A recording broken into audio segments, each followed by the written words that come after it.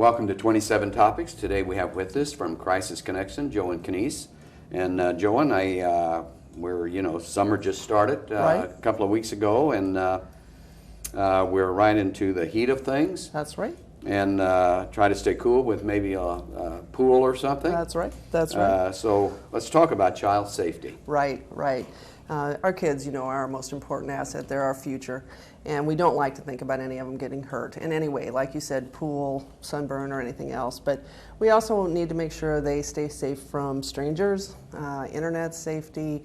And we don't like to think about it, but many times they're harmed by people they love. So at the Crisis Connection, we have a lot of tools to help parents, educators, folks like that, help their kids be smart, not scared. We don't want to scare them. We just want to help them be smart. Mm-hmm. Be knowledgeable. Be knowledgeable, right. We have various books, Paul. Some of them I just brought today in our library, and these are free. We'll check them out. Or we go a lot to faith-based camps, Bible study camps, Girl Scout camps, Boy Scout camps, anything like that. We'll be happy to come out. It's no charge. We use a little puppet that can talk to the kids, and they get a kick out of that. This one's called Mia's Secret. This one's My Body is Private, and we don't get into details. We simply say, what your swimming suit covers, and they understand that pretty well, no problem. Not in room 204. This is a school-based where a child is abused and the teacher becomes aware of it. And this one is called I Can Play It Safe. Talks anything from, running across the street, not chasing a ball, those type of things, to be careful in how do you answer the door, be careful how you answer the phone, all those type of things. And then we also have several handouts, and we've tried to give these to all the public libraries in the area, doctor's office, pediatricians, places like that. And one's called Know the Rules, Summer Safety Tips for Children, and the other one's Know the Rules, Summer Safety Tips for Parents and Guardians.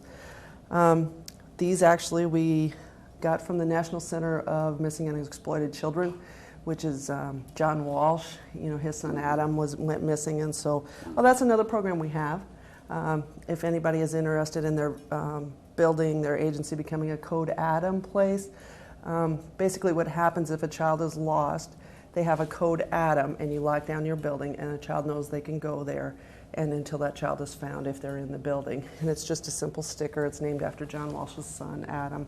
And there's another program that a lot of the youth service bureaus use called Safe Place, and that's usually a yellow triangle that they place in their window and that type of thing. So again, if any parent, any caregiver, babysitters, we go a lot to child care facilities, whether it be in the home or a professional facility, and give them this type of information.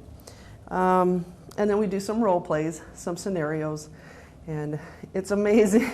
You think you tell the kids, but until you practice it, it's pretty easy to trick them. So, the role plays and going over and over. Again, not to scare them. That's the last thing we want to do, but to just be smart. Mm-hmm. Just be smart. So, and these things are all available at the TRICAP office? Right. We're in the same building as TRICAP. Yes. TRICAP is on one side and Crisis Connection in the other, which is the DuBois County facility is here in Jasper on 3rd Avenue, beside the old Rural King or Kmart. And then we also have an office in Tell City, and we have an office in Rockport. And certainly we have our hotline. It's been in place over 20 years, and that's 1-800-245-4580, and people can call that number 24 hours a day. They'll always get a real person. Or we have our website, and I'm amazed at how many hits our website gets. We get over 1 million hits a year, but that's www.crisisconnectioninc.org, and there's a whole section on child safety. And again, there's a whole section on internet safety. Natalie Bolin, one of my associates, is an expert, if you will, on internet safety. She uses a lot of curriculum from iSafe and NetSmarts, which is smartz.com. And kids are never too young to start learning that. I don't want to give my age, but they start a lot earlier than we did, perhaps, Paul, and playing with it. Yes. And just today, I got a notice on cell phone safety. We don't think about that a lot, but especially tweens or early teenagers may give out their cell phone number to people they consider safe. We have a lot of teens getting in trouble, going to chat rooms, giving personal information, getting tricked into that. So we need to just be very cautious. And the cell phones, it can be very good because many of them have the GPS tracking.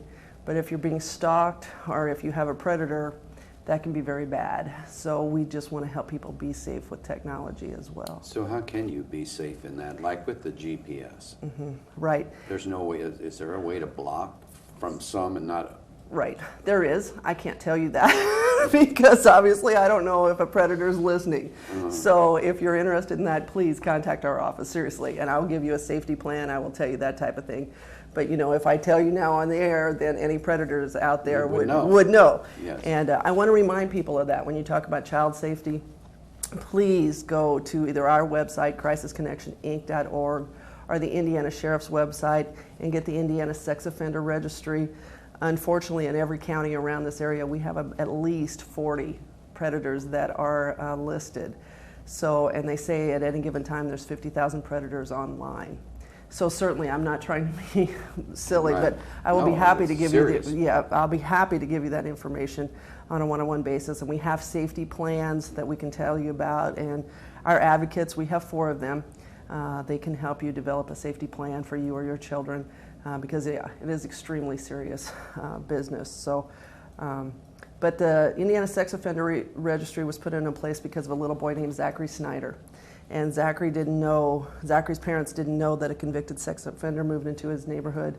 And so the legislator put the Indiana Sex Offender, it's called Zachary's Law, into place because of it. So, and we're now working on a nationwide a registry as well. Very good. And the thing I think is important is the confidentiality. Exactly. And you know, I asked about the GPS, and your comment was, well, you know, I really don't, you know, and I understand that. So it's important to contact the Crisis Connection if you have those kind of questions. Right, and we absolutely try everything in our power to keep it confidential.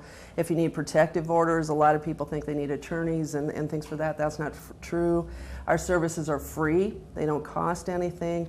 We can help people with transportation. We can help them with housing. Just things you might never even think of, Paul. And again, Beth Stein is our executive director. She's done this for over 23 years. So she knows what she's doing, if you will.